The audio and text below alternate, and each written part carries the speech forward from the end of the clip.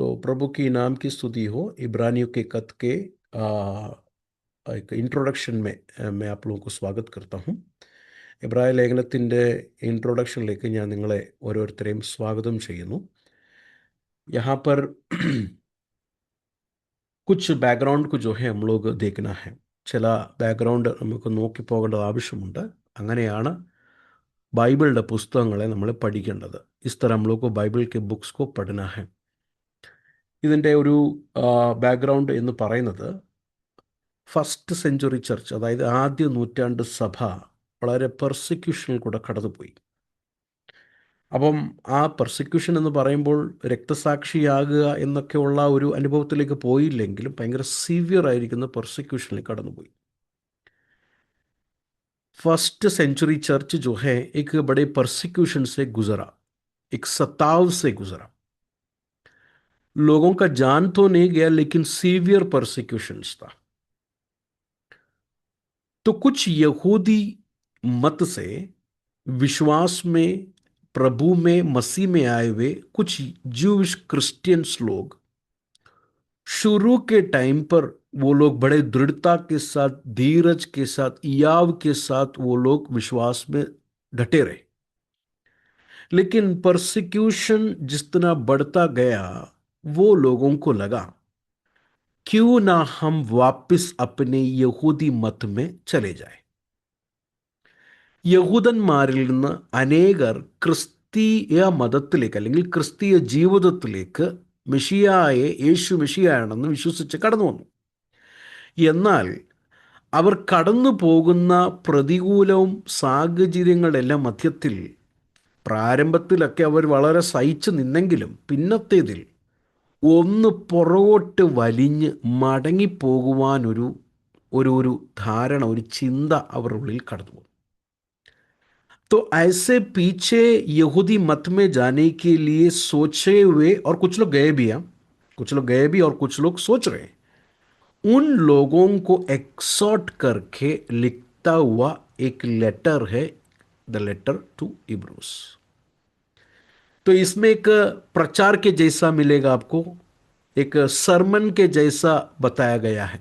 इस लेटर में सरमन भी है, इसमें exhortation भी है. So we can see a different format in this letter. അപ്പോൾ അങ്ങനെ ഈ യഹൂദ മതത്തിൽ നിന്ന് ക്രിസ്ത്യാനികളായി തീർന്നവർ മടങ്ങിപ്പോകുവാൻ ധരിച്ചിരിക്കുമ്പോൾ ചിലർ മടങ്ങിപ്പോയി, ചിലരിങ്ങനെ ചിന്തിച്ചുകൊണ്ടിരിക്കുക പോകുവാൻ. അങ്ങനെയുള്ളവരോട് പ്രബോധിപ്പിച്ചെഴുതുന്ന ഒരു പ്രബോധന ലേഖനമാണ് എബ്രായ ലേഖനം. എബ്രായ ലേഖനം നമ്മൾ വായിക്കുമ്പോൾ ഒരു പ്രസംഗ രീതിയിലാണ് നമുക്കത് കാണാൻ കഴിയുന്നത്. ഒരാൾ എഴുന്നേറ്റ് പ്രസംഗിക്കുമ്പോൾ പ്രസംഗം എങ്ങനെ കാണാം, അതുപോലെയാണ്.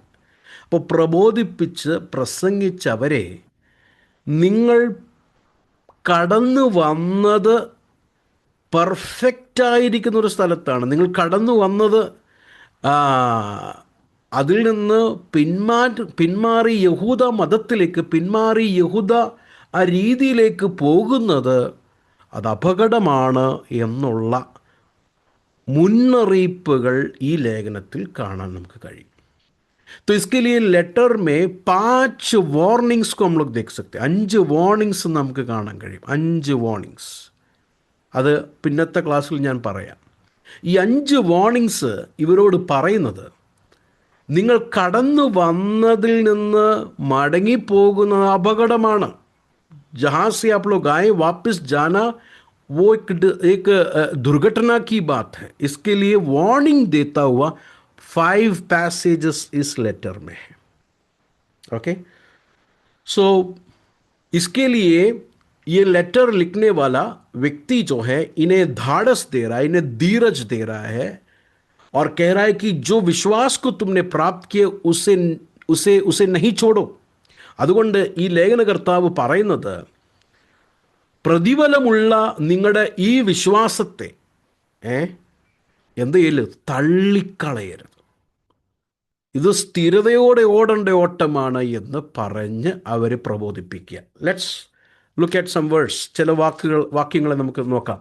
എബ്രായ ലേഖനം 10-ാം അധ്യായം അതിൻ്റെ 32 തൊട്ട് 35 വരെയുള്ള വാക്യങ്ങൾ നമുക്കൊന്ന് നോക്കാം. Hebrews chapter 10 verses 32 till 35. Hindi में पढ़ेंगे, ബാക്കി ദൈവമക്കൾ മലയാളം വായിക്കുന്നവർ അവർ വായിക്കുക. हिंदी में यहाँ पर पढ़ेंगे Hebrews chapter 10 verses 32 till 35. परंतु उन पिछले दिनों का स्मरण करो जिनमें तुम ज्योति पाकर दुखों के बड़े संघर्ष में स्थिर रहे। कभी कभी तो यूं कि तुम निंदा और कलेश सहते हुए तमाशा बने, और कभी यूं कि तुम उनके साझी हुए जिनकी दुर्दशा की जाती थी, क्योंकि तुम कैदियों के दुख में भी दुखी हुए और अपनी संपत्ति भी आनंद से लुटने दी, ये जानकर कि तुम्हारे पास एक और भी उत्तम और सर्वदा ठहरने वाली संपत्ति है। इसलिए अपना हियाब न छोड़ो, क्योंकि उसका प्रतिफल बड़ा है। 15-ാമത്തെ വാക്യം നോക്കിക്കേ. അതുകൊണ്ട് മഹാപ്രതിഫലമുള്ള നിങ്ങളുടെ ധൈര്യം തള്ളിക്കളയരുത് എന്നുള്ള പ്രബോധനമാണ്.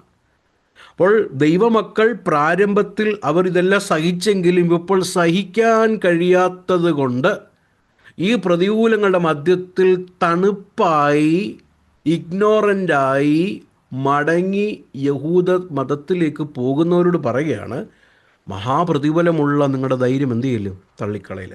तो ऐसा पीछे लौट के जाने वालों को लिख रहा है, सो अपना याव ना छोड़ो क्योंकि उसका प्रतिफल बड़ा है.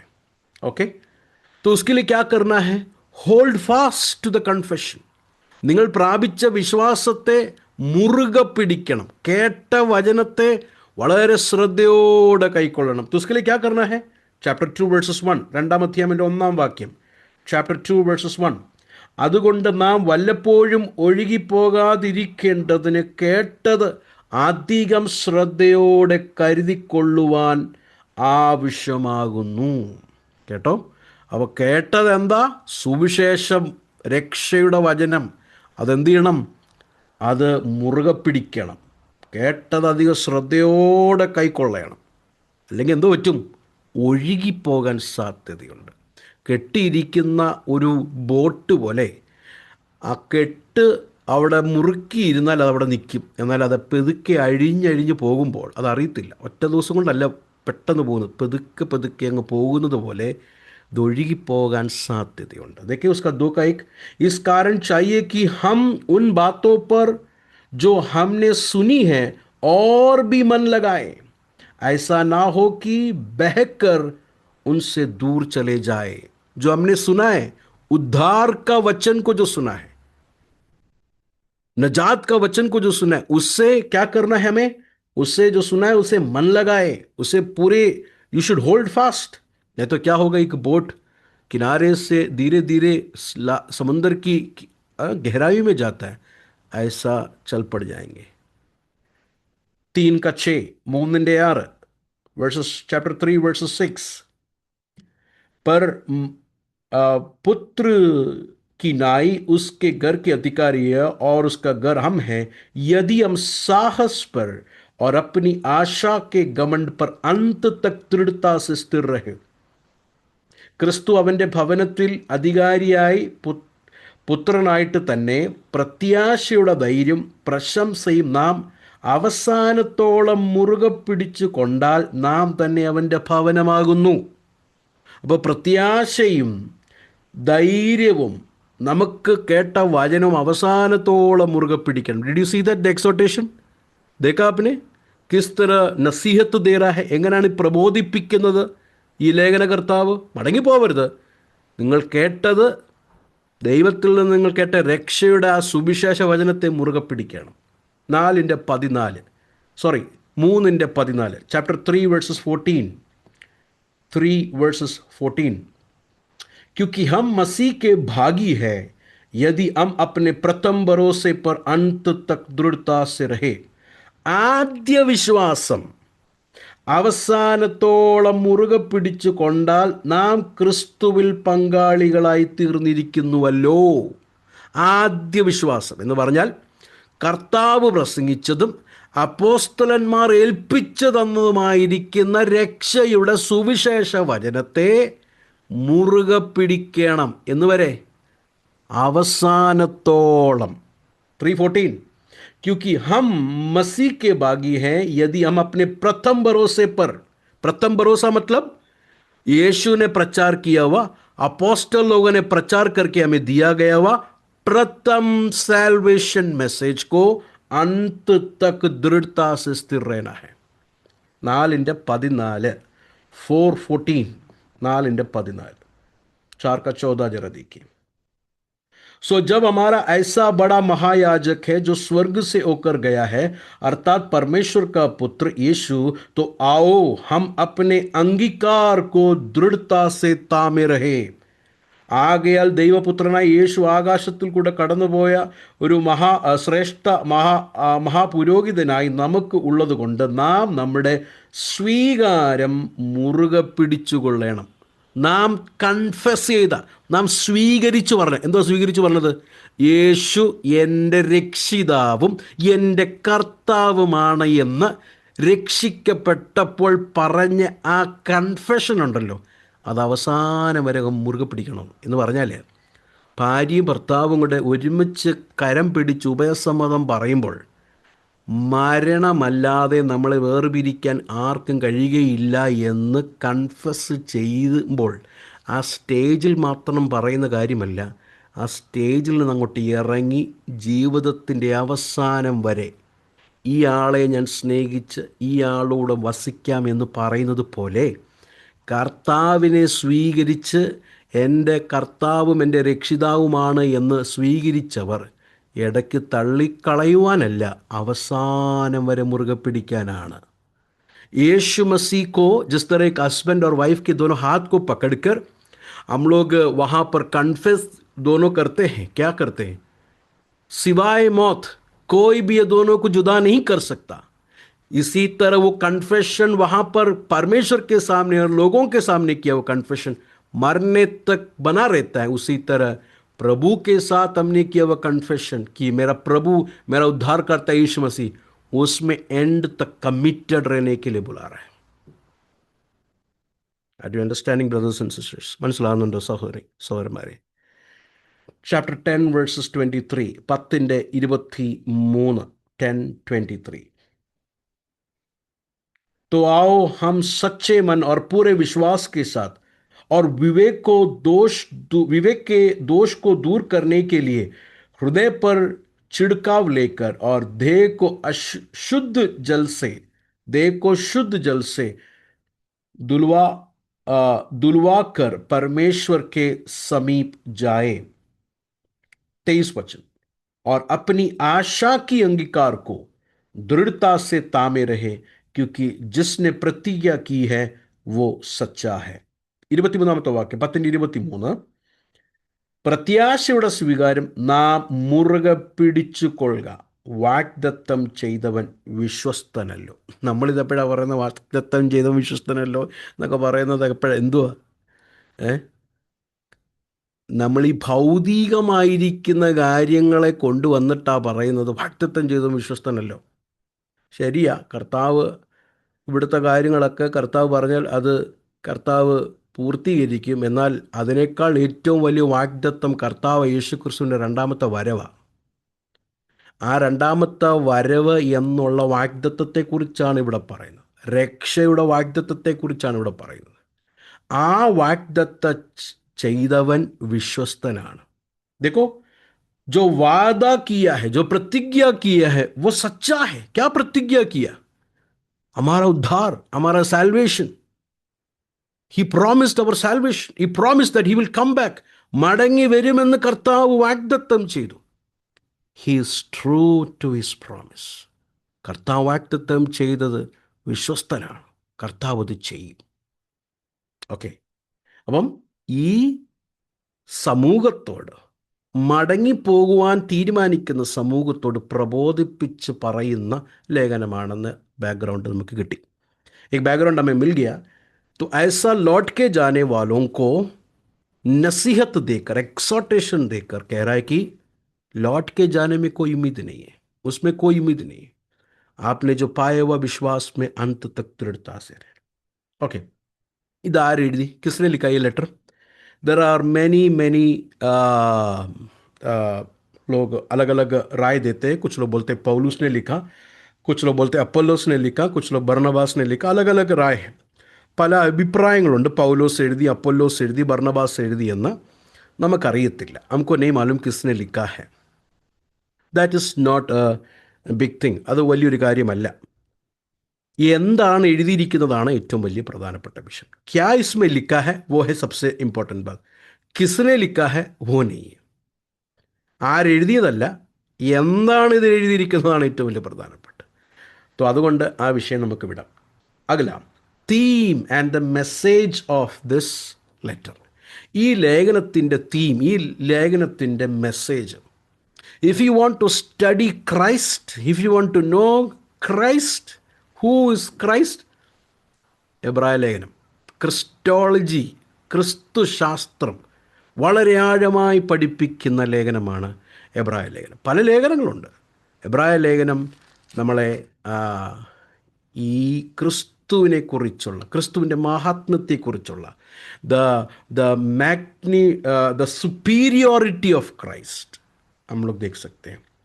The word superior, श्रेष्ठता, श्रेष्ठता, सुपीरियर करके word more than 10 times Hebrew letter में हम लोग देख सकते हैं. 10-ലധികം തവണ ശ്രേഷ്ഠത, വലിയവൻ, സുപ്പീരിയർ എന്നുള്ള കാര്യം എബ്രായ ലേഖനത്തിൽ നമുക്ക് കാണാൻ കഴിയും.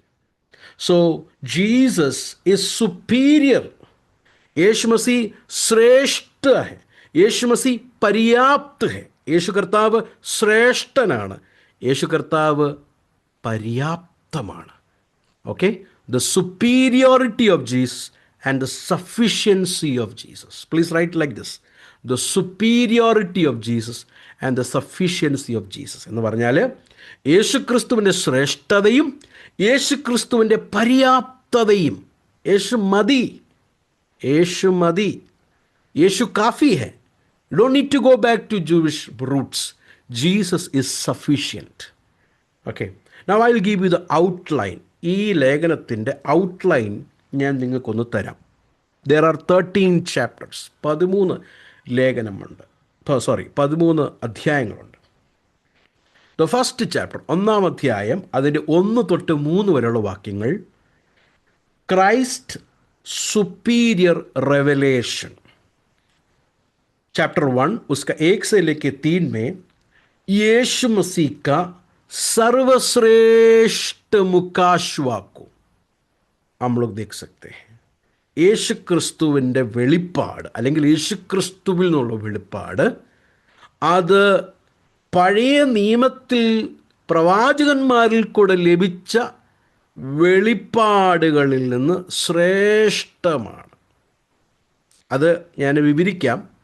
പഴയ നിയമത്തിൽ ദൈവം വെളിപ്പെടുത്തി കൊടുത്ത വെളിപ്പാടുകളെല്ലാം തെറ്റാണെന്നല്ല, അതെല്ലാം ഇല്ല എന്നല്ല. യേശുക്രിസ്തുവിൻ്റെ വെളിപ്പാട് പഴയ നിയമത്തിൽ ഭാഗമായി പ്രവാചകന്മാരിൽ കൂടെ സംസാരിച്ചതിൻ്റെ പൂർത്തീകരണമാണ് യേശുക്രിസ്തുവിൻ്റെ വെളിപ്പാട്. ആ ഒരു അർത്ഥത്തിൽ യേശു പ്രവാചകന്മാരെക്കാൾ, പഴയ നിയമത്തിൽ ദൈവം വെളിപ്പാടിൽ കൂടെ ഭാഗമായി സംസാരിച്ചവരെക്കാൾ ശ്രേഷ്ഠനാണ്. देखिए, ओल्ड टेस्टमेंट में नबियों से परमेश्वर ने भिन्न भिन्न रीति से बात किया था, अलग अलग रीति से बात किया था, राइट. उसके मद्देनजर में जीसस ने जो लेके आया वो रेवलेशन है, उन सबसे श्रेष्ठ है. इसका मतलब ये नहीं है कि नबियों से, प्रॉफिट लोग से जो बात किया वो गलत है, वो इनवैलिड है, वो नहीं है करके नहीं है. वो प्रोग्रेसिव था. मैं आपको समझाऊंगा. वो प्रोग्रेसिव था, लेकिन जीसस में वो कंप्लीशन देख सकते हैं. Where you want to belong? You want to believe in the progressive और you want to belong in the completion? Okay. Second, chapter 1 verses 4 till chapter 2 verses 18. ഒന്നാം അധ്യായം 4-ാം വാക്യം തൊട്ട് 2:18. chapter 1 verses 4 till chapter 2 verses 18. Christ superiority over angels. दूतന്മാരെക്കാൾ വലിയവൻ, स्वर्गदूतों से श्रेष्ठ है. 1:4 से लेके 2:18 तक. What is the subject? फरिश्तों से, स्वर्गदूतों से श्रेष्ठ, ദൂതന്മാരെക്കാൾ ശ്രേഷ്ഠൻ. I will explain that in the coming session. Third, മൂന്നാമത്തെ division, chapter 3 verses 1 until chapter 4 verses 13. 3:1 തൊട്ട് 4:13 വരെ. ക്രൈസ്റ്റ് സുപ്പീരിയോറിറ്റി ഓവർ മോസസ്, മോശയേക്കാൾ വലിയവൻ, മൂസ സേ ബി ശ്രേഷ്ഠ, മൂസ സേ ബി ശ്രേഷ്ഠ.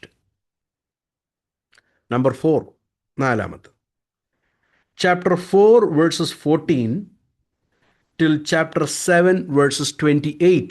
4:14 തൊട്ട് 7:28 വരെയുള്ള വാക്യങ്ങളിൽ ക്രൈസ്റ്റ് സുപ്പീരിയോറിറ്റി ഓവർ അഹരോണിക് പ്രീസ്റ്റ്, അഹരോന്യ പൗരത്വത്തെക്കാൾ ശ്രേഷ്ഠമാണ് യേശുക്രിസ്തുവിൻ്റെ പൗരോഹിത്യം. अहरोनिक ने तो अरून का काइन से भी बड़ा है यीशु मसीह का काइन. ओके, यीशु मसीह का पुरोहित अहरून का पुरोहित से भी बड़ा है. ഫിഫ്ത്ത് വൺ, 8:1 തൊട്ട് 10:18 വരെ. 8 का 1 से लेके 10 का 18 तक. Chapter 8 verses 1 until chapter 10 verse 18. Christ's superior sacrifice, യേശുവിൻ്റെ യാഗം പഴയ നിയമത്തിൽ കൊടുത്ത യാഗങ്ങളെക്കാൾ ഏറ്റവും ഉത്തമമായിരിക്കുന്ന യാഗമാണ് യേശുവിൻ്റെ യാഗം. യേശു മസീഹ് കാ ജോ ബലിദാൻ ഹേ, सैक्रिफाइस है, पुराने नियम में जो दिया गया वह सैक्रिफाइस से भी बढ़कर बड़ा सैक्रिफाइस है, श्रेष्ठ सुपीरियर सैक्रिफाइस है. Right. Number 6, आरामत, calling for persevering faith, plea for persevering faith. Chapter 10 verses 19 until chapter 12 verses 29. 10:19 തൊട്ട് 12:29 വരെയുള്ള വാക്യങ്ങളിൽ രക്ഷിക്കുന്ന വിശ്വാസം, ജീവരക്ഷ നൽകുന്ന വിശ്വാസത്തിൽ സ്ഥിരമായി നിലകൊള്ളുവാനുള്ള വിളിയാണ് അവിടെ കാണാൻ കഴിയുന്നത്. ഒന്നുകൂടെ പറയാം. 10:19 തൊട്ട് 12:29 വരെയുള്ള വാക്യങ്ങളിൽ രക്ഷിക്കുന്ന വിശ്വാസം അല്ലെങ്കിൽ ജീവരക്ഷ നൽകുന്ന വിശ്വാസത്തിൽ അവസാനം വരെ നിലനിന്നു കൊള്ളണം എന്നുള്ള ആഹ്വാനമാണ് അവിടെ കാണാൻ കഴിയുന്നത്. 10 का 19 से लेकर 12 का 29 तक जान बचाने वाला उद्धार, नहीं तो नजात देने वाला उद्धार के लिए अंत तक हियाव बांधते रहना. You should persevere till the end for the salvation of your soul. Till the end. So he is calling them to persevere. 13-ാം അധ്യായം അതിൻ്റെ 1 തൊട്ട് 25 വരെയുള്ള വാക്യങ്ങൾ. Chapter 13 verses 1 to 25 is the conclusion. 13-ാം അധ്യായം അതിൻ്റെ 1 തൊട്ട് 25 വരെയുള്ള വാക്യങ്ങളിൽ കൺക്ലൂഷനാണ്. Or you can write the changeless Christ, unchanging Christ. 13-ാം അധ്യായത്തിൽ ഇങ്ങനൊരു ടൈറ്റിൽ കൊടുക്കുന്നതിന് തെറ്റില്ല. മാറാത്ത Kristu. Christ never changes. Kristu മാറുന്നില്ല. Changeless, unchanging Christ. ഓക്കെ, ഇതാണ് ഇതിൻ്റെ വളരെ ലഘുവായിരിക്കുന്ന ഒരു ഇൻട്രൊഡക്ഷൻ इब्राय ലേഖനത്തിൽ. इब्रानियों के खत में हम लोग छोटा सा इंट्रोडक्शन हम लोग ने यहाँ पर देखा. Hebrew letter is resembling old testament Leviticus, പഴയ നിയമത്തിലെ ലേവ്യ പുസ്തകവുമായിട്ട് ഈ പുസ്തകത്തിന് നമുക്ക് ഒരു ബന്ധം കാണാൻ കഴിയും. पुराने पुस्तक के लेविया व्यवस्था, उस पुस्तक के साथ इस पुस्तक को हम लोग कनेक्शन देख सकते हैं. In another words, Hebrew, the book of Hebrew is the commentary of book of Leviticus. എബ്രായ ലേഖനം എന്ന് പറയുന്നത് ലേവ്യ പുസ്തകത്തെ വിവരിച്ച് പറയുന്ന, അർത്ഥങ്ങൾ വിവരിച്ച് പറയുന്ന ഒരു പുസ്തകമാണ് എബ്രായ ലേഖനം. इब्रानी के खत जो है लेविया के पुस्तक को और अच्छे तरीके से समझाता हुआ कमेंट्री के जैसा है book of Hebrews. So one thing is very sure, whoever the author is well versed in the whole testament. ഈ ലേഖനകർത്താവ് ആരായാലും ഒരു കാര്യം നമുക്ക് ഉറപ്പിച്ച് പറയാം, പഴയ നിയമം നല്ലതുപോലെ അറിയാവുന്ന ഒരു വ്യക്തിയാണ്. അപ്പോൾ തന്നെ പഴയ നിയമം യേശുക്രിസ്തുവിലേക്കാണ് ചൂണ്ടുന്നത് എന്നുള്ള കാര്യം അറിയാവുന്ന ഒരു ദൈവദാസനാണ്. पुराना नियम अच्छे तरह जानता है, उसी के साथ साथ पुराना नियम यीशु मसीह को पॉइंट करता है कर भी जानने वाला एक ऑथर है करके हम लोग देख सकते हैं. Now come to Hebrews chapter 1 verses 1. आज हम लोग 1 से लेके 3 വചൻ को देखेंगे. ഒന്നാം അധ്യായത്തിൻ്റെ 1 തൊട്ട് 3 വരെയുള്ള വാക്യങ്ങളാണ് ഇന്നത്തെ ധ്യാനത്തിന് വേണ്ടി നമ്മൾ എടുക്കുന്നത്. हम लोग पढ़ेंगे, हम लोग हिंदी में पढ़ेंगे. आप लोग सब अपने बाइबल को खोलिए, जरा देखिए. बाइबल തുറന്ന് അത് നിങ്ങൾ നോക്കണം. पूर्व युग में परमेश्वर ने बाप दादों से थोड़ा थोड़ा करके और भांति भांति से भविष्य वक्ताओं के द्वारा बातें कर इन अंतिम दिनों में हमसे पुत्र के द्वारा बातें की, जिसे उसने सारी वस्तुओं का वारिस ठहराया और उसी के द्वारा उसने सारी सृष्टि की रचना की है. वे उसकी महिमा का प्रकाश और उसके तत्व की छाप है और सब वस्तुओं को अपनी सामर्थ्य के वचन से संभालता है. वे पापों को धोकर ऊंचे स्थानों पर महामहिमन के दाहिने जा बैठा. बहुत समय लेकर सीखने का एक वचन है पहला 3 വചൻ. നല്ല സമയമെടുത്ത് ഓരോരോ വാക്കും പഠിക്കേണ്ട കാര്യമാണ് ഈ 3 വാക്യങ്ങളും. എന്നാൽ നമ്മൾ അതിലേക്ക് പോകുന്നില്ല. ചില പ്രധാനപ്പെട്ട കാര്യങ്ങൾ തൊട്ട് സംസാരിച്ചു പോവുകയാണ്. कुछ इम्पोर्टेंट बात को हम लोग जो है छूकर हम लोग आगे बढ़ते हैं. उसका पहला वचन जरा देखिए, അതിൻ്റെ ആദ്യത്തെ വചനം നോക്കിക്കേ. पूर्व युग में परमेश्वर ने बाप दादाओं से तोड़ा तोड़ा करके, तो उसको जरा अंडरलाइन करना, तोड़ा तोड़ा करके. मैं हिंदी पढ़ रहा हूँ, आप लोग उर्दू बाइबल में देखना. तोड़ा तोड़ा करके. अगला, बाती बाती से भविष्यवक्ता के द्वारा बात की. തോടാ തോടാ കർക്കെ ബാത്തി ബാത്തിനെ.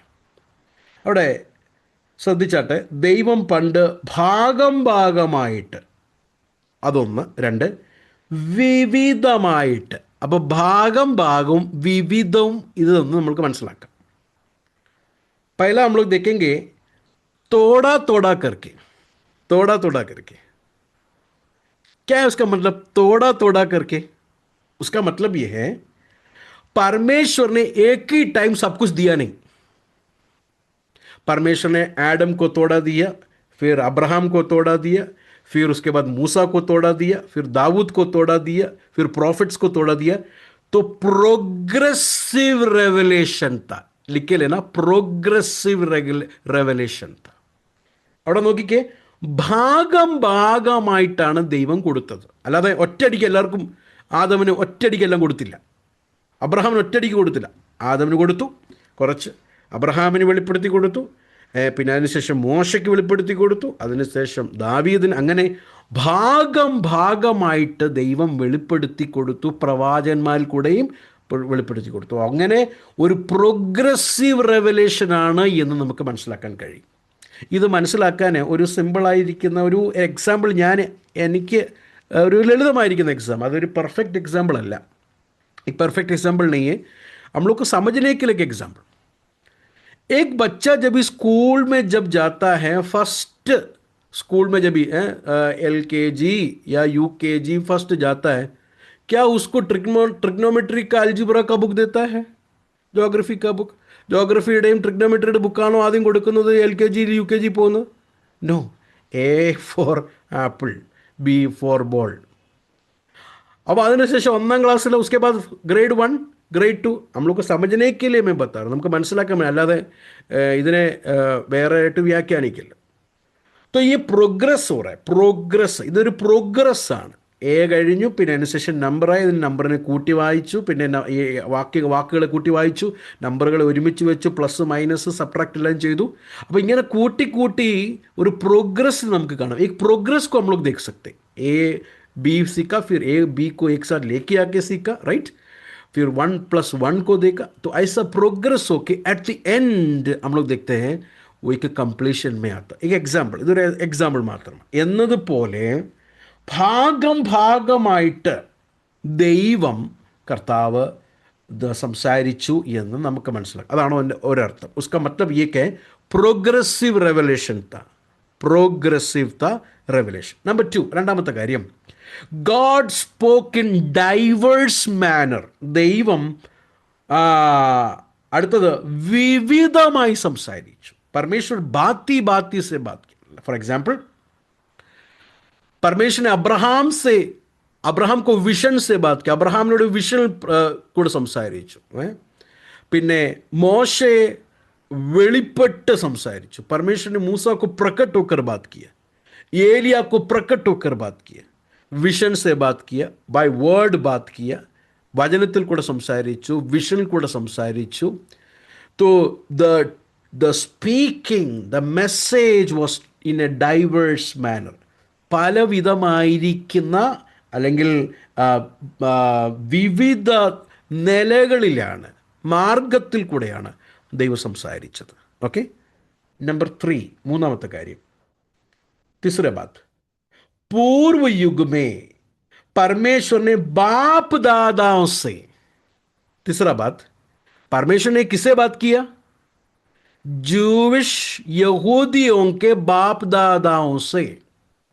ദൈവം ഇത് ആരോടാ സംസാരിച്ചത്? അവിടെ കൊടുത്തിരിക്കുന്നത് കണ്ടോ? ദൈവം പണ്ട് ഭാഗം ഭാഗമായി വിവിധമായി പ്രവാചകന്മാർ മുഖാന്തരം പിതാക്കന്മാരോട് സംസാരിച്ചു. അപ്പോൾ പിതാക്കന്മാർ എന്ന് പറയുമ്പോൾ യഹൂദ ഈ മതത്തിലുള്ളവരുടെ പിതാക്കന്മാർ, പേട്രിയക്സ് എന്ന് പറയുമ്പോൾ അബ്രഹാം, ഇസഹാക്ക്, യാക്കോബ്. അബ്രഹാം, ഇസഹാക്ക്, യാക്കൂബ്, ये 4 fathers लोगों से परमेश्वर ने बात किया. God spoke this message to the father. പിതാക്കന്മാരോട് സംസാരിച്ചു, പിതാ ലോക് സെ Baat Kia. You know why he is starting like this? എന്തുകൊണ്ടാണ് ഇങ്ങനെ തുടങ്ങുന്നതെന്ന് അറിയാമോ? ഞാനിപ്പോൾ ഇനി മുമ്പോട്ട് പറയാൻ പോകുന്ന കാര്യമുണ്ടല്ലോ, ഇതൊരു പുതിയ കാര്യമല്ല. ദൈവം പണ്ട് പിതാക്കന്മാരോട് സംസാരിച്ച ആ വചനത്തിൻ്റെ പൂർത്തീകരണമാണ് ഇനി ഞാൻ നിങ്ങളോട് സംസാരിക്കാൻ പോകുന്നതെന്ന് പറഞ്ഞൊരുക്കുവാൻ വേണ്ടിയാണ് ഇങ്ങനെ തുടങ്ങുന്നത്. ये लिखने वाला ऑथर ये ऐसा क्यों शुरू कर रहा है कि बाप दादाओं से बात किया? वाई? क्योंकि ये बंदा ये लोगों को समझाने के लिए जा रहा है आगे. अब मैं जो आगे बोलने के लिए जा रहा हूं, कोई नई बात बोलने के लिए नहीं जा रहा हूं.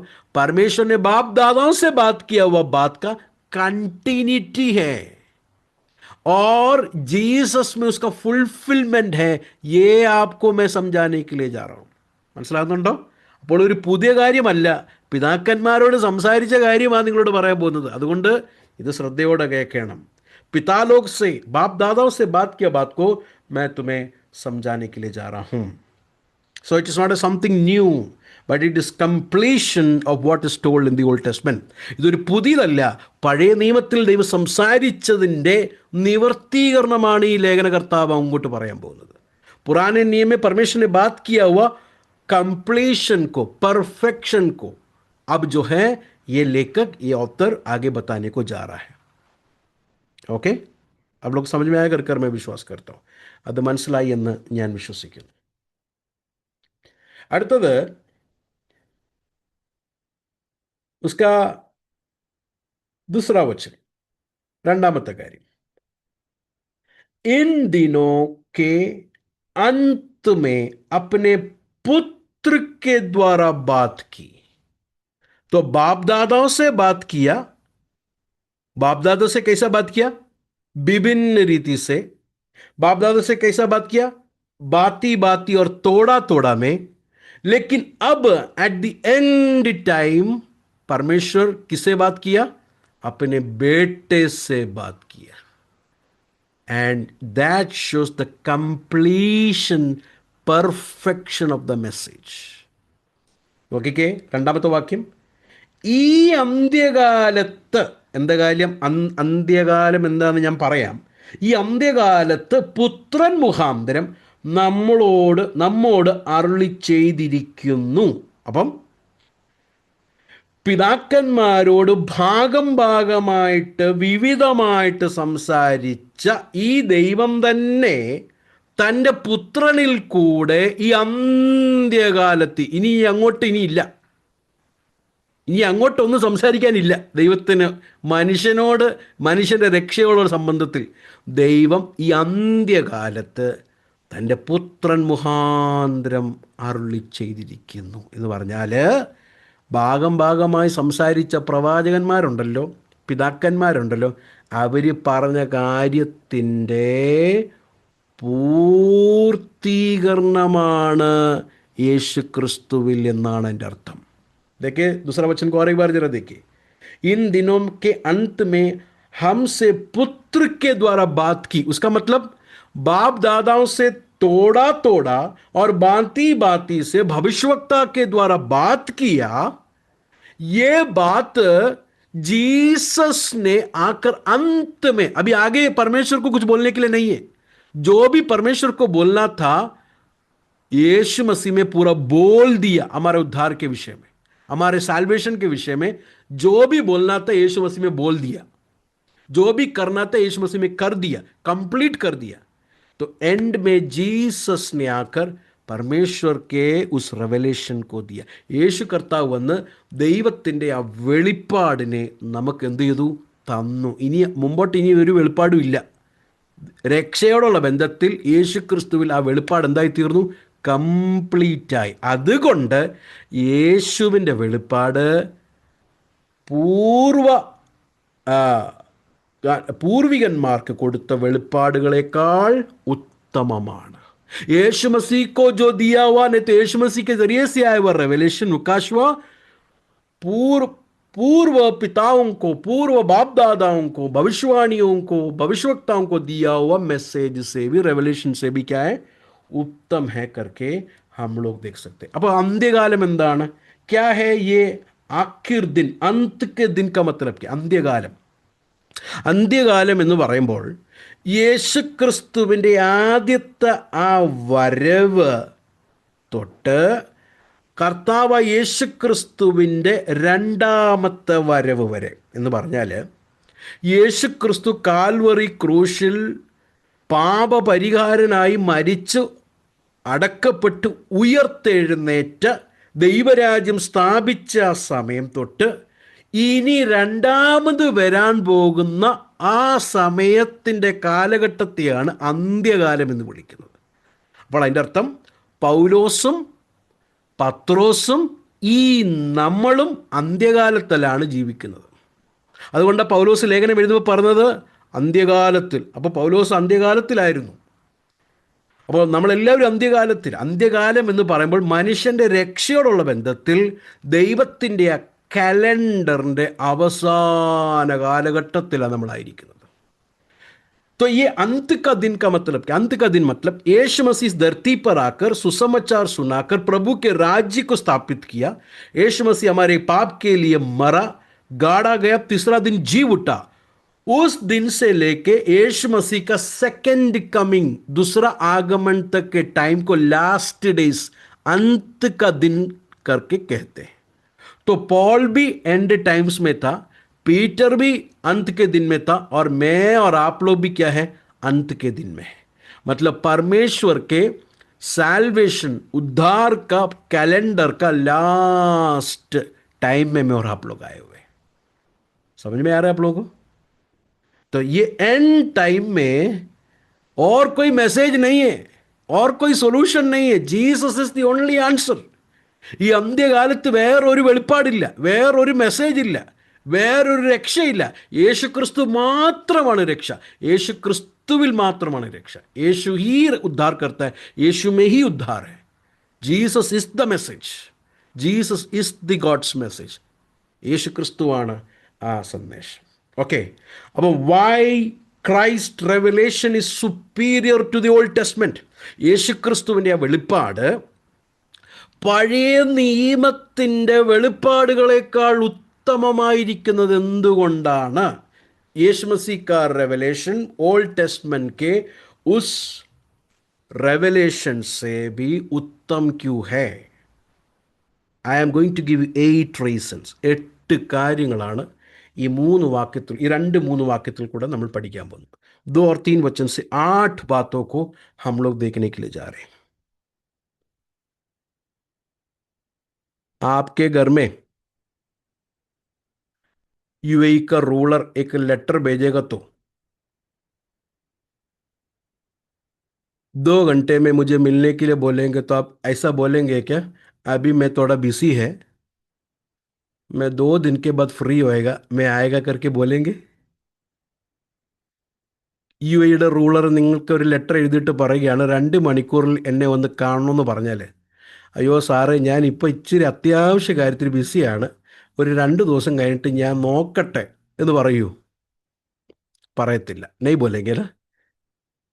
मैसेज स्ट्रॉन्ग कब होता है मालूम है? जिसने भेजा है उसके हिसाब से. मैसेज पावरफुल कब होता है? किसने भेजा है. ഈ മെസ്സേജ് പവർഫുൾ ആകുന്നത് എപ്പോഴാണെന്നറിയാമോ? ആരാ ഈ മെസ്സേജ് അയച്ചതിൻ്റെ അർത്ഥത്തിലാണ് ആ മെസ്സേജ് പവർഫുൾ ആകുന്നത്, അല്ലേ? അപ്പോൾ ആരാ ഈ വെളിപ്പാട് കൊണ്ടുവന്നത്? ആരാ എന്ന് നോക്കണം. അപ്പോഴാണ് മനസ്സിലാകുന്നത് യേശുക്രിസ്തുവിൽ ലഭിച്ച ഈ വെളിപ്പാട് വളരെ ഗൗരവമായി എടുത്തില്ലെങ്കിൽ ഇത് ഭയങ്കര പ്രശ്നമാണ്. तो हम लोग को देखना है कि ये मैसेज देने वाला कौन है. Who is this messenger? Who is this person who bought the message? Who is he?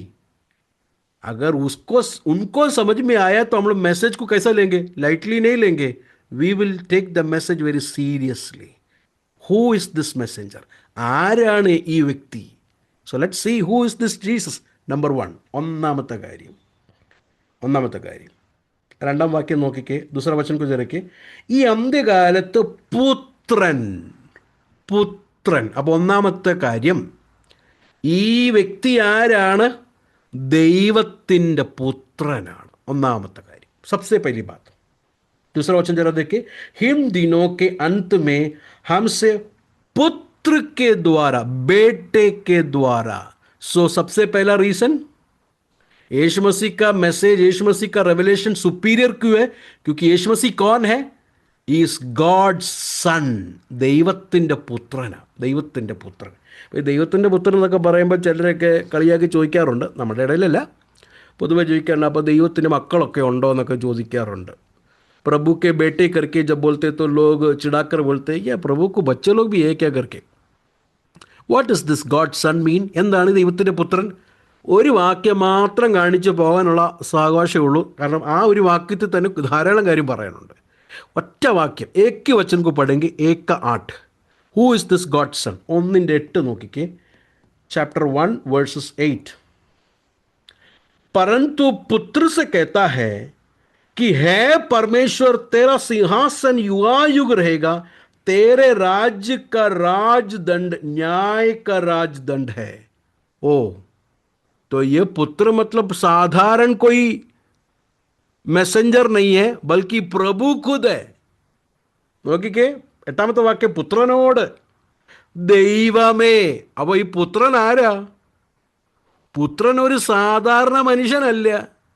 യെശയ്യാവിനെ പോലെ, ദാനിയേലിനെ പോലെ, പ്രവാചകന്മാരെ പോലെയുള്ള ഒരാളല്ല ഇത്. ആരാ? പുത്രനോട്. ദൈവമേ, നിന്റെ സിംഹാസനം എന്നേക്കും ഉള്ളത്, നിന്റെ രാജത്തിൻ്റെ ചെങ്കോൽ നേരുള്ള ചെങ്കോൽ. കണ്ടോ? അപ്പോൾ ഈ പുത്രൻ ആരാ? ഈ പുത്രൻ ദൈവം, സാക്ഷാൽ ദൈവമാണ്. Who is the son? He himself is God who is on the throne. അതിൻ്റെ 10ാമത്തെ വാക്യം, 10 വേഴ്സസ്.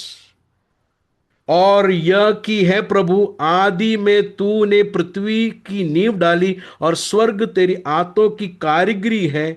11 वचन, वे तो नाश हो जाएंगे परंतु तू बना रहेगा और वे सब वस्त्र के नाई पुराने हो जाएंगे. ഈ പുത്രൻ ആര്? 10ഉം 11ഉം, കർത്താവേ നീ പൂർവകാലത്ത് ഭൂമിക്ക് അടിസ്ഥാനം ഇട്ടു, ആകാശവും നിന്റെ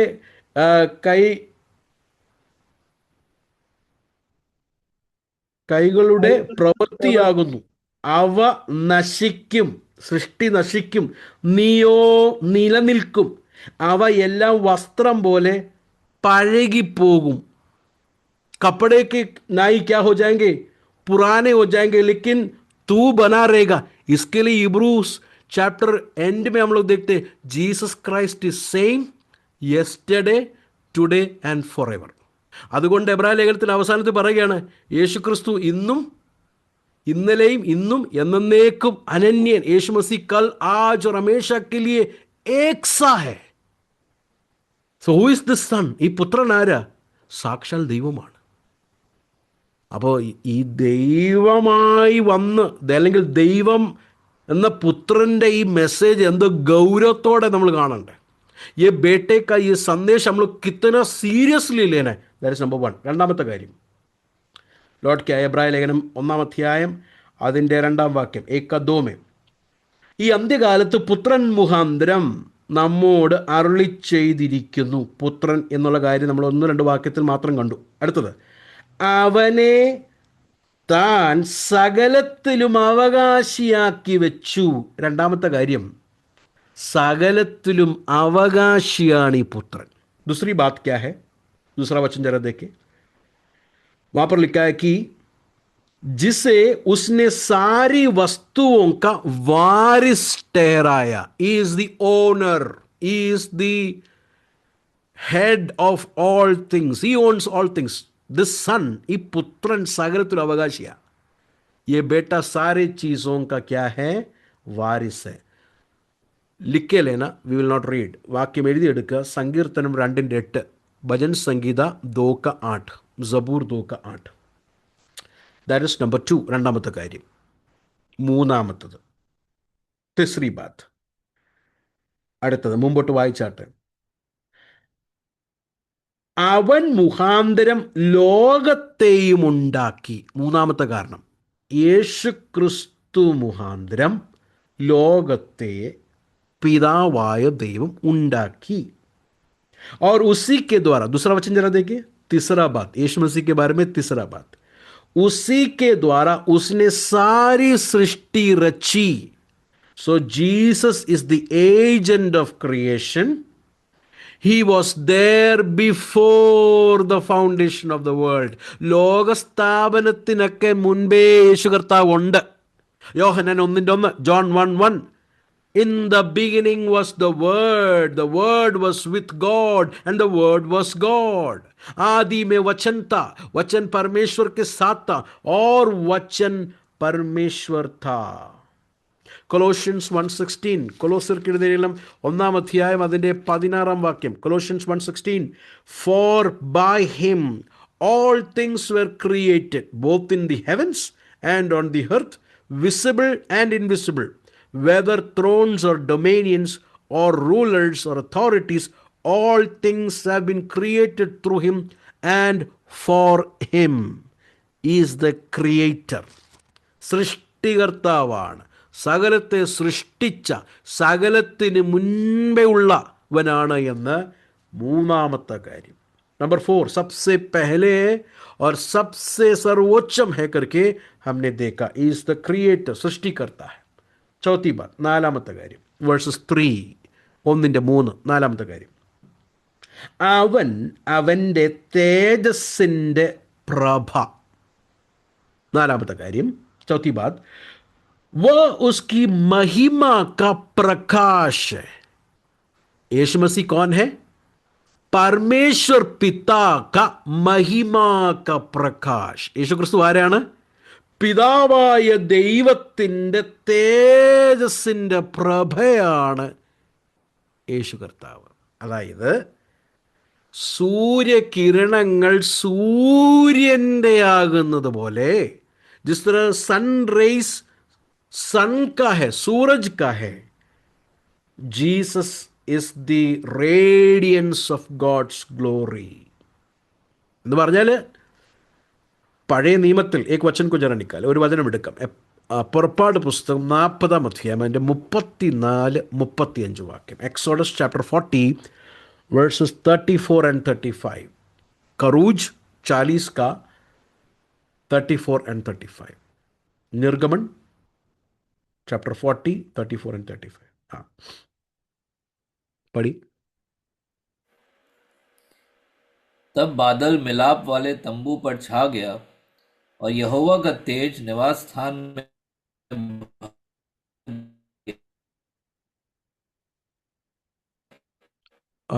स्टक है ब्रदर. कोई दूसरा कोई पढ़े.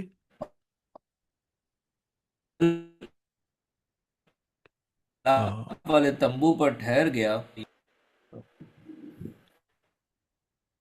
ഓക്കെ, वहां पर देखे. അപ്പോൾ മേഘം സമാഗമന കൂടാരത്തെ മൂടി യഹോവയുടെ തേജസ് തിരുനിവാസത്തെ നിറച്ചു. അപ്പോൾ പഴയ നിയമത്തിൽ ദൈവത്തിൻ്റെ തേജസ് ഇങ്ങനെ മാനിഫെസ്റ്റ് ചെയ്തിരുന്നു. पुराने नियम में परमेश्वर का ग्लोरी इस तरह मैनिफेस्ट किया था, इस तरह मैनिफेस्ट किया था. लेकिन न्यू टेस्टमेंट में आएंगे तो പുതിയ നിയമത്തിലേക്ക് വരുമ്പോൾ परमेश्वर का ग्लोरी किधर मैनिफेस्ट हुआ? പുതിയ നിയമത്തിലേക്ക് വരുമ്പോൾ ദൈവത്തിൻ്റെ തേജസ് എവിടാണ് വെളിപ്പെട്ട് വന്നത്? ജോൺ 1:14. യോഹന്നാൻ എഴുതിയ സുവിശേഷം 1-ാം അധ്യായം അതിൻ്റെ 14-ാമത്തെ വാക്യം. ജോൺ 1:14. ജോൺ 1:14. വചനം ജഡമായി തീർന്നു, കൃപയും സത്യവും നിറഞ്ഞവനായി നമ്മുടെ ഇടയിൽ പാർത്തു, ഞങ്ങൾ അവൻ്റെ തേജസ്, പിതാവിൽ നിന്ന് ഏകജാതനായവൻ്റെ തേജസ്സായി കണ്ടു. എന്ന് പറഞ്ഞാൽ യോഹന്നാൻ പറയുകയാണ്, പിതാവിൻ്റെ അതേ തേജസ് യേശു ക്രിസ്തുവിൽ ഞങ്ങൾ കണ്ടു. ക്യാ കह रहा देखो 14 verse. It's a very beautiful verse. और वचन देहधारी हुआ और अनुग्रह और सच्चाई से परिपूर्ण होकर हमारे बीच में डेरा किया और हमने उसकी महिमा, ऐसी महिमा देखी जैसा पिता के एकलौता की महिमा है. उधर एक वचन देखे, परमेश्वर ने डेरा किया. यीशु मसीह पर परमेश्वर का महिमा डेरा किया करके लिखा है. അവിടെ മലയാളത്തിൽ കൂടെ വചനം ജഡമായി തീർന്നു, കൃപയും സത്യവും നിറഞ്ഞവനെ നമ്മുടെ ഇടയിൽ പാർത്തു എന്ന് പറഞ്ഞാൽ ദൈവത്തിൻ്റെ തേജസ് പഴയ നിയമത്തിൽ കൂടാരത്തിൽ വന്ന് പാർത്തെങ്കിൽ പുതിയ നിയമത്തിൽ ദൈവത്തിൻ്റെ തേജസ് പാർത്തത് എവിടാണ്? അല്ലെങ്കിൽ ദൈവ തേജസ് എവിടെ കാണാൻ കഴിയുന്നത്? യേശു ക്രിസ്തുവിലാണ് കാണാൻ കഴിയുന്നത്. पुराने नियम में परमेश्वर का ग्लोरी मंदिर में उतर के आया, तो एक्सोडस में हमने देखा. नया नियम में देखते कि परमेश्वर का ग्लोरी, परमेश्वर का महिमा किधर है? इन जीसस क्राइस्ट, यीशु मसीह में है उस परमेश्वर की महिमा. That is the fourth reason. അഞ്ചാമത്തെ കാരണം. 5वां റീസൺ, ഹീബ്രൂസ് ചാപ്റ്റർ 1, എബ്രായ ലേഖനം 1-ാം അധ്യായം അതിൻ്റെ 3-ാം വാക്യം. तीसरा वचन को जरा देखिए. അവൻ അവൻ്റെ തത്വത്തിൻ്റെ മുദ്രയും. തത്വത്തിൻ്റെ മുദ്ര എന്താണ്? ഈ തത്വത്തിൻ്റെ മുദ്ര എന്ന് പറഞ്ഞാൽ ഹിന്ദി में देखिए, और उसके तत्व की छाप है. तत्व की छाप क्या है इसका मतलब? तत्व की छाप, തത്വത്തിൻ്റെ മുദ്ര എന്ന് പറഞ്ഞാൽ എന്താ? Jesus is the exact representation of God's nature. ചിലർ എൻ്റെ മോനെ കണ്ടിട്ട് ഇങ്ങനെ പറയാറുണ്ട്, अपने പോലിരിക്കുന്നു. कुछ लोग मेरे बेटे को देखकर बोलता है कि अरे बाप के जैसे ही दिखता है. He looks similar to me but he is not my exact representation. എൻ്റെ മകൻ എന്നെ പോലെ ഇരിക്കുന്നെങ്കിലും എൻ്റെ അതേ എക്സാക്ട് റിപ്രസെൻറ്റേഷനേ അല്ല. എൻ്റെ അതേ റിപ്രസെൻറ്റേഷൻ എൻ്റെ മകന് കിട്ടിയിട്ടില്ല, എൻ്റെ സിമിലാരിറ്റി കിട്ടിയിട്ടുണ്ട്. മേരെ സിമിലാരിറ്റി മില ലേക്കിൻ എക്സാക്ട് റിപ്രസെൻറ്റേഷൻ नहीं. എക്സാക്ട് റിപ്രസെൻറ്റേഷൻ എന്ന് പറഞ്ഞാൽ ഉസ്കാ മത്ലബ് ക്യാ ഹൈ? ഇപ്പോൾ ഒരു ഉദാഹരണം, ഇപ്പോൾ നമ്മളിപ്പോൾ ഈ സീലടിക്കത്തില്ലേ, സീല് പേപ്പറിലൊക്കെ നമ്മൾ ഈ സ്റ്റാമ്പ് അല്ലെങ്കിൽ കമ്പനിയുടെയോ ചർച്ചിൻ്റെ സീലടിക്കുന്നത്, हम लोग इस पेपर में कंपनी का या चर्च का सील मारते हैं ना. ഈ സീലിനൊരു മോൾഡ് ഉണ്ടല്ലേ, ഈ സീൽക്ക് एक മോൾഡ് है. For example Christian fellowship church അല്ലെങ്കിൽ ക്രിസ്ത്യൻ ഫെലോഷിപ്പ് അസംബ്ലി എന്നുള്ള ഒരു മോൾഡ് ഉണ്ട്. एक मोल्ड है क्रिश्चियन फेलोशिप असेंबली करके, वो सील में, वो सील जैसे ही पेपर में मारता है एग्जैक्टली जो सील में है वही आता है ना, कि दूसरा कुछ आता है. ആ സീലിൻ്റെ ആ മോൾഡ് എങ്ങനെ പണിതിരിക്കുന്നത്, ആ മോൾഡിനനുസരിച്ച് കാര്യമായിരിക്കും പേപ്പറിലോട്ട് പതിച്ച് നമ്മൾ അടിക്കുമ്പോൾ അല്ലേ. എന്നതുപോലെ ദൈവത്തിൻ്റെ, പിതാവായ ദൈവത്തിൻ്റെ ക്യാരക്ടർ കറക്റ്റ് പതിപ്പിച്ചവനാണ് യേശു ക്രിസ്തു എന്ന്. पिता का एग्जैक्ट कैरेक्टर को, पिता का एग्जैक्ट तत्व को, एट्रीब्यूट्स को, स्वभाव को जीसस में क्या किया है? स्टैम्प किया है. समझ में आया आपको? इसके लिए जीसस ने चेलों को बोला, जिसने मुझे देखा मेरे पिता को देखा. അതുകൊണ്ട് യേശു പറഞ്ഞത്, എന്നെ കണ്ടവൻ എൻ്റെ പിതാവിനെ കണ്ടിരിക്കുന്നു. Because Jesus is the exact representation of God's character. അപ്പോൾ അങ്ങനെയാണെങ്കിൽ ഇതർ ദേക്കേ, ഇങ്ങോട്ട് നോക്കിക്കേ, അങ്ങനെയാണെങ്കിൽ ദൈവം ദൈവമായിരിക്കുന്നെങ്കിൽ പുത്രൻ ദൈവത്തിൻ്റെ എക്സാക്ട് റിപ്രസെൻറ്റേഷൻ ആണെങ്കിൽ പുത്രൻ ആരാ? പുത്രൻ സാക്ഷാൽ ദൈവം. अगर परमेश्वर परमेश्वर है तो, अगर परमेश्वर परमेश्वर है तो पुत्र परमेश्वर का एक्सैक्ट रिप्रेजेंटेशन है तो यीशु मसीह कौन है? परमेश्वर खुद है. He is God himself. Hallelujah. He is the exact representation of God.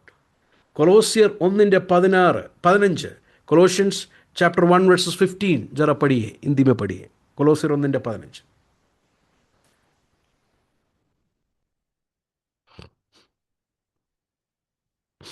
Colossians 1:15 जल्दी पढ़िए.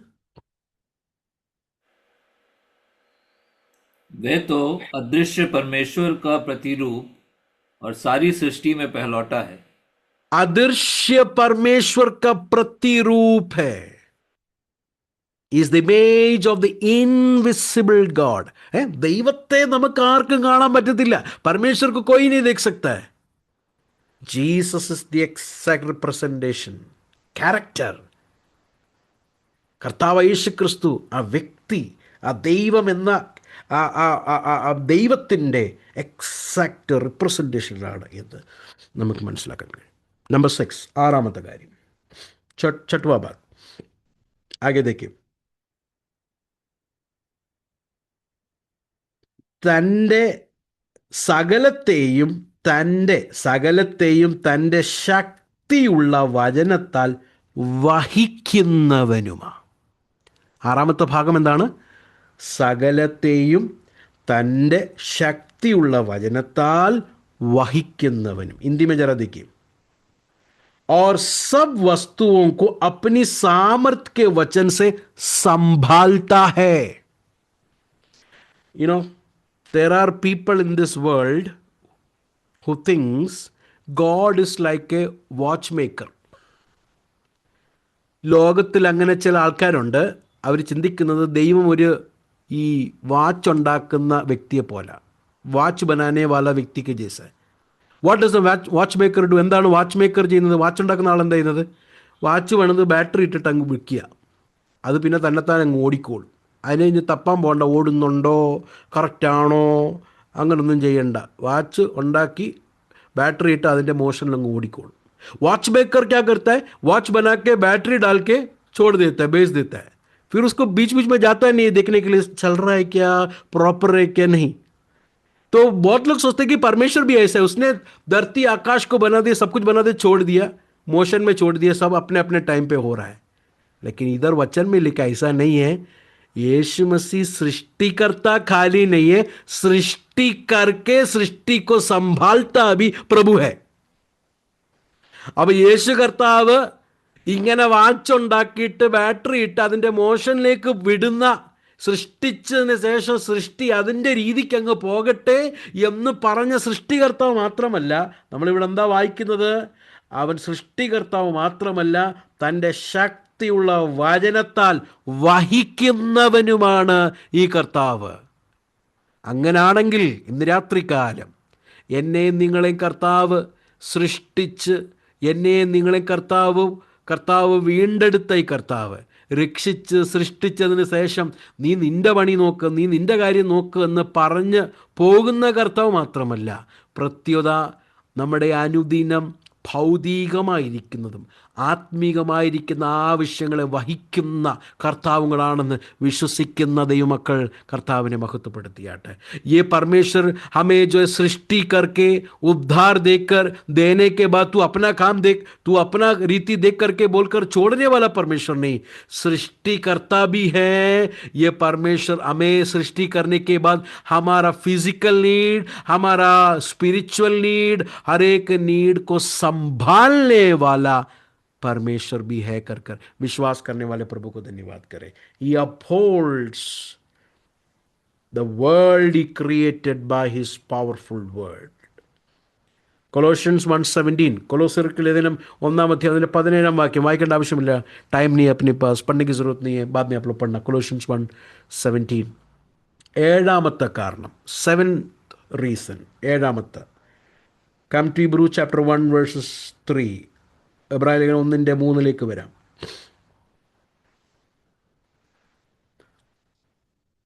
പാപങ്ങൾക്ക് പരിഹാരം ഉണ്ടാക്കിയ ശേഷം, പാപങ്ങൾക്ക് പരിഹാരമുണ്ടാക്കിയവനാണ് യേശു ക്രിസ്തു.